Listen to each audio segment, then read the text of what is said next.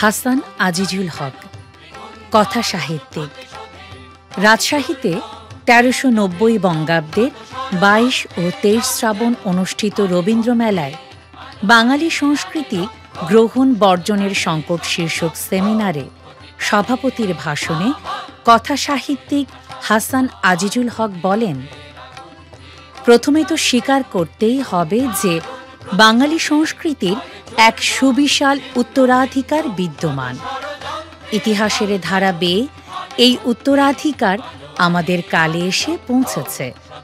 বহু চড়াই উতরাই পেরিয়ে, বহু ভাঙচুরের ভেতর দিয়ে, নানা ভৌগোলিক সীমারেখা বারবার মুছে দিয়ে সংস্কৃতির এই উত্তরাধিকার প্রবাহিত।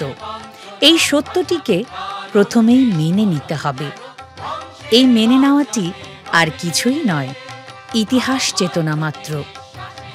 শুধুমাত্র শোষণের স্বার্থে, সাম্প্রদায়িক ও ধর্মীয় সংকীর্ণতাকে রাজনৈতিক উদ্দেশ্যে ব্যবহারের জন্যে রাষ্ট্রক্ষমতায় যাঁরাই অধিষ্ঠিত হচ্ছেন, তাঁরাই এই উত্তরাধিকার অস্বীকার করছেন।